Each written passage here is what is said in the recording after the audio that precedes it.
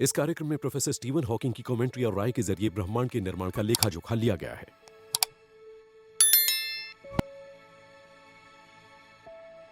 Hello, मेरा नाम Steven Hawking है और मैं एक फिजिसिस्ट, कॉस्मोलॉजिस्ट और कुछ हद तक ड्रीमर हूं।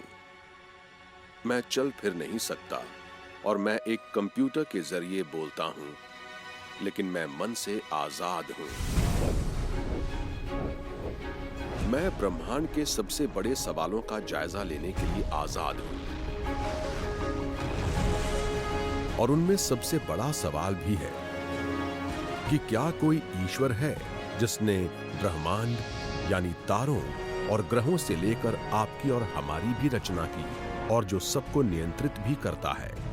इसका पता लगाने के लिए हम प्रकृति के नियमों की यात्रा पर जाएंगे, क्योंकि मुझे लगता है कि वहीं इस पुराने सवाल का जवाब मौजूद है कि ब्रह्मांड कैसे बना और ये कैसे काम करता है। इसे देखिए।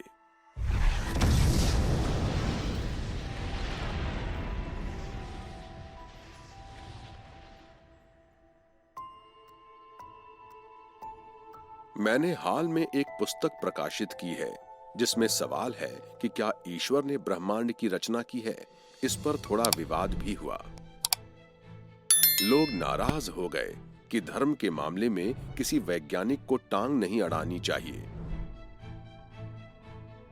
मैं किसी को नहीं बताना चाहता कि उसे क्या मानना चाहिए, लेकिन मेरी नजर में यह विज्ञान के लिए जायज सवाल है कि क्या ईश्वर का अस्तित्व है। आखिरकार ब्रह्मांड की रचना किसने की और कौन इसे नियंत्रित करता है, इसकी बजाय ज्यादा महत्वपूर्ण और बुनियादी रहस्य पर विचार करना बेहतर है।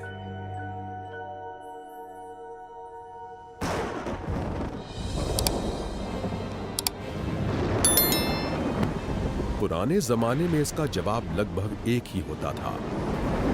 ईश्वर ने सब कुछ बनाया है। दुनिया एक डरावनी जगह थी, इसलिए वाइकिंग जैसे ताकतवर लोग भी बिजली कड़कने या तूफान जैसी कुदरती बातों को समझने के लिए अलौकिक शक्तियों के अस्तित्व में विश्वास रखते थे।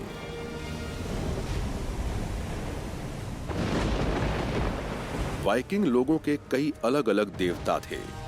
थॉर आसमानी बिजली के देवता थे। एक और देवता एडेर समुद्री तूफान पैदा करते थे। लेकिन वो स्कॉल नाम के देवता से सबसे ज्यादा डरते थे। वो देवता उस खौफनाक प्राकृतिक घटना के लिए जिम्मेदार थे जिसे हम आज सूर्य ग्रहण कहते हैं। स्कॉल को आसमान में रहने वाला भेड़िया देवता माना जाता था। कभी कभार वो सूर्य को खा लेते थे, जिससे वो डरावना पल आता था जब दिन रात में बदल जाता था।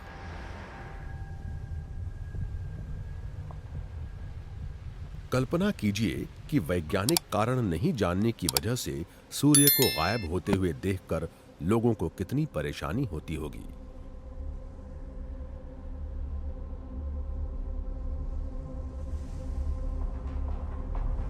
वाइकिंग लोग इसके जवाब में वही करते थे जो उन्हें सही लगता था। वो भेड़िए को डराकर भगाने की कोशिश करते थे।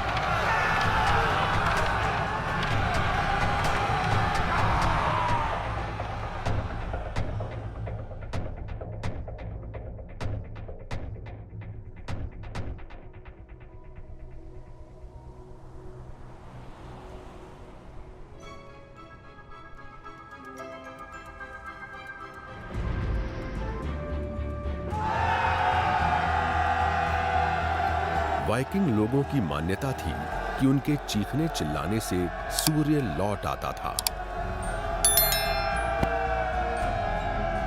लेकिन अब हम जानते हैं कि उसमें उनकी कोई भूमिका नहीं थी। सूर्य हर हाल में दोबारा निकल आता। अब यह समझ में आ रहा है कि ब्रह्मांड उतना अलौकिक या रहस्यमय नहीं है जितना लगता है, लेकिन इसकी सच्चाई को उजागर करने के लिए वाइकिंग लोगों से भी ज्यादा साहस की जरूरत है। मेरे और आपके जैसे मामूली लोग भी समझ सकते हैं कि ब्रह्मांड कैसे काम करता है। वाइकिंग लोगों से भी काफी पहले प्राचीन ग्रीस में इसका पता लगा लिया गया था।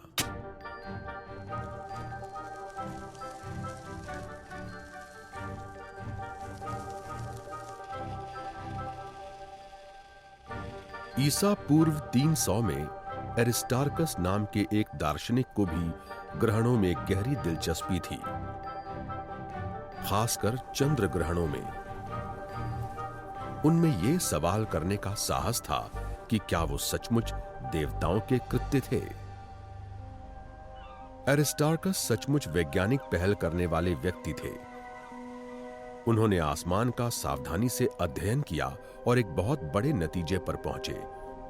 उन्होंने पाया कि ग्रहण कोई अलौकिक घटना नहीं है, बल्कि चांद के ऊपर से गुजरती पृथ्वी की परछाई है।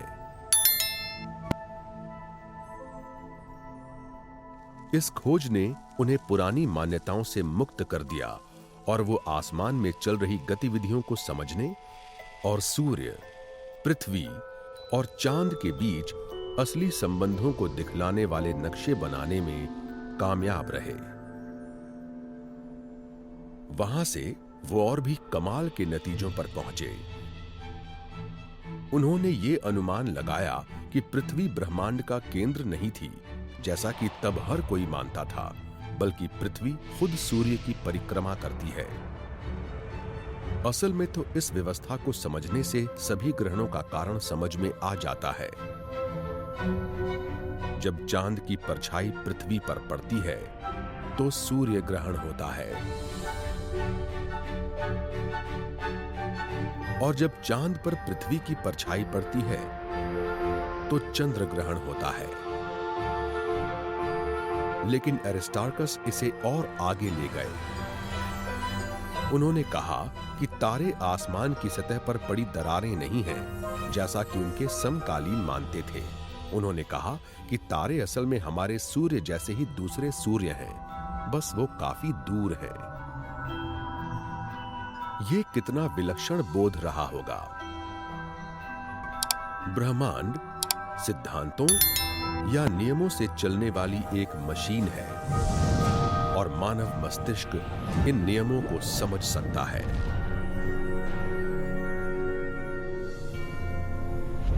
मेरा मानना है कि इन नियमों की खोज मानव जाति की सबसे बड़ी उपलब्धि है। अब हम इन्हें प्रकृति के नियम कहते हैं और इन्हीं से हमें पता चलेगा कि ब्रह्मांड को समझने के लिए हमें किसी ईश्वर की जरूरत है या नहीं। कई सदियों तक माना जाता था कि मेरे जैसे विकलांग लोगों पर ईश्वर का श्राप है। मुझे लगता है कि यह मुमकिन है कि मैंने ऊपर मौजूद किसी ताकत को नाराज कर दिया है, लेकिन मैं सोचना पसंद करता हूं कि हर चीज को प्रकृति के नियमों के जरिए दूसरे तरीके से समझा जा सकता है। तो प्रकृति का नियम असल में क्या है और ये इतना शक्तिशाली क्यों है? मैं इसे टेनिस के खेल की तरह समझाता हूं। टेनिस दो तरह के नियमों से खेला जाता है। एक तरह के नियम इंसान के बनाए हुए हैं, जो खेल के नियम हैं। इनसे कोर्ट का आकार और नेट की ऊंचाई तय की जाती है और यह फैसला होता है कि कोई शॉट सही है या नहीं। जरूरत पड़ने पर टेनिस की गवर्निंग बॉडी इन नियमों में बदलाव ला सकती है।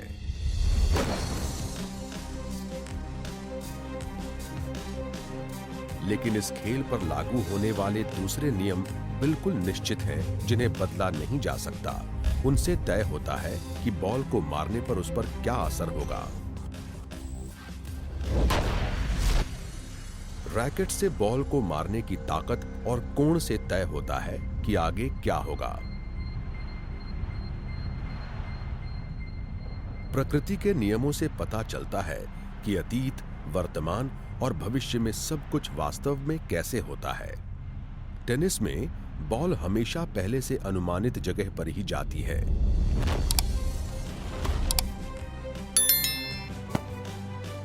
और इसमें कई अन्य नियम भी काम कर रहे होते हैं। खिलाड़ी की मांसपेशियों में शॉट मारने की ताकत कैसे पैदा होती है से लेकर उसके पैरों के नीचे घास किस रफ्तार से बढ़ती है, ये सब कुछ इन्हीं नियमों से संचालित होता है। लेकिन सबसे अहम बात यह है कि ये भौतिक नियम बदले नहीं जा सकते और ये सभी जगह लागू होते हैं। ये बॉल के आगे बढ़ने के तरीके पर ही नहीं, बल्कि ब्रह्मांड में ग्रहों और तमाम दूसरी चीजों की गति पर भी लागू होते हैं। इंसान के बनाए नियमों के विपरीत प्रकृति के नियमों को कभी नहीं तोड़ा जा सकता। यही वजह है कि वो इतने शक्तिशाली हैं और धार्मिक दृष्टिकोण से देखने पर वो विवादास्पद भी हैं।